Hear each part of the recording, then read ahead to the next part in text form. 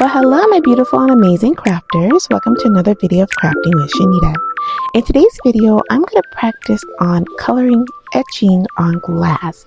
So I've etched on glass before and I really love the outcome, and I have a gift idea that I want to give to someone, but I wanted to practice first before I actually gave it away.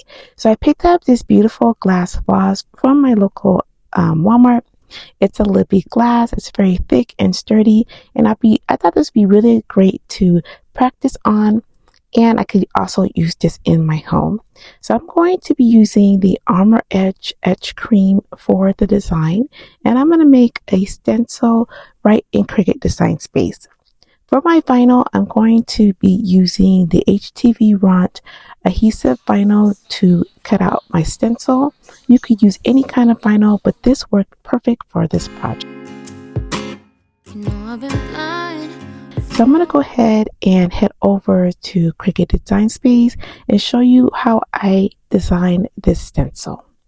So the first thing was I measured the vase because I wanted to make sure my stencil fit perfectly, and I wanted to make sure I had enough room to add my Armor Edge.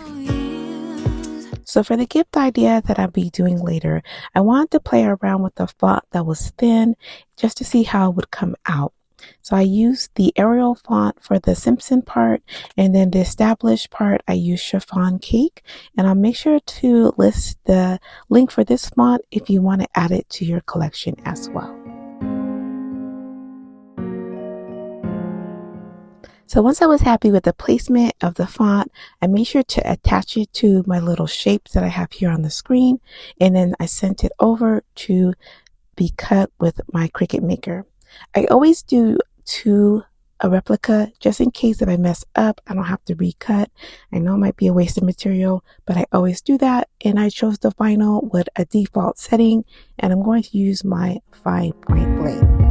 So when it comes to the stencil design, I'm going to actually remove the letters. I'm just going to do what I would do in reverse to actually removing vinyl.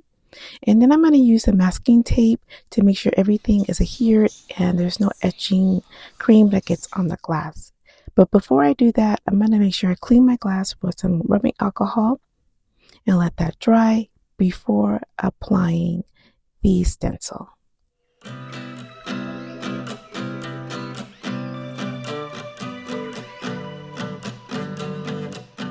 I'm going to use my transfer tape to help me apply the stencil to the vase.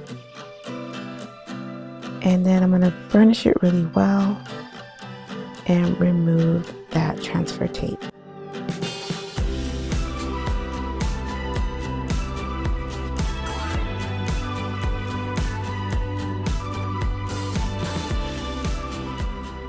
So I'm making sure there's no bubbles. Everything is nice and flat. And this is actually a great time for me to kind of move around any inner pieces like the E, the T, so that way everything comes out really well when I apply the Armor Edge. And I'm going to just use my masking tape around the design itself. I gave it enough room in Design Space, but I wanted to add a little masking tape around all 4 corners just to make sure nothing gets on the actual glass.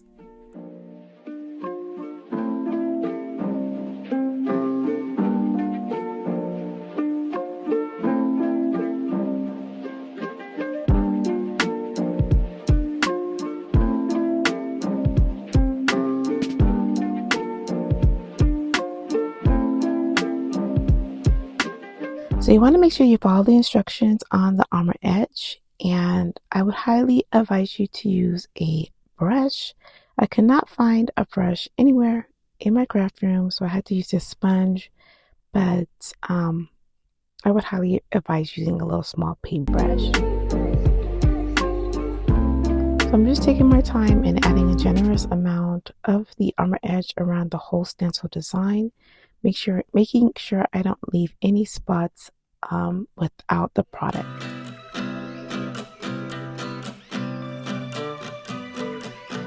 Now that there's a generous amount on the stencil, I'm going to let this sit for about 30 minutes. This is just a time that I like to use.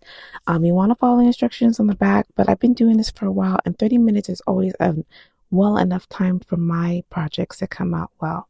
So once I let it sit for the 30 minutes, I'm going to take it downstairs and wash it off with some cool running water until all the product is removed from the glass. You definitely could add the excess back into the Armor Etch bottle, but I just went ahead and rinsed it off, and then I placed it to let it fully air dry before going on to the next step. So normally I would just stop here and remove the tape from the glass and look at the final results. But I wanted to add a little bit more color to the glass, and I'm going to try this rub and buff. I feel like when it comes to glass etching, sometimes it's kind of light and hard to see. Even though it comes out beautiful, it's really light. And for this project that I'm going to be doing next, I wanted those letters to really stand out. I'll make sure to list the product in the description box below. So what I'm going to do is I'm going to add a little bit of the rub and buff a little Q-tip, and I'm going to kind of rub it in while the stencil is still in place and while the tape is still in place, because I don't want this to get anywhere on the glass. I have to move really quickly with this product because once you put it on, you want to wipe it off right away because it would stain the glass. And I want it just solely on the stencil, and that's it.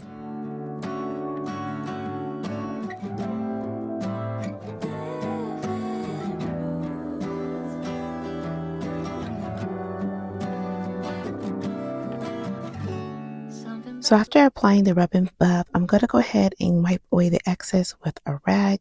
And then now here comes the part I've been waiting for, is removing this tape and seeing how prominent that etch is going to look now that I added a top of the rub and buff.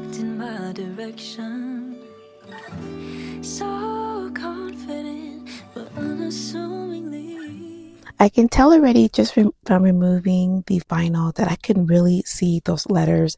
They are popping more than my normal etch projects. And I did the silver color, and this is exactly what I was looking for. The rub and buff comes in a variety of different colors, and I cannot wait to try this out with the other colors that are available. This came out perfect. The teeth, I should have left a little spot in the teeth. That's where I messed up. But otherwise, this came out really good. I love the way this looks. First time using this product, and I cannot wait to try this technique again. Well, I hope you enjoyed today's video. I hope you learned a little bit or a lot. I cannot wait to see you on the next video of Crafting with Shaneda. Happy crafting!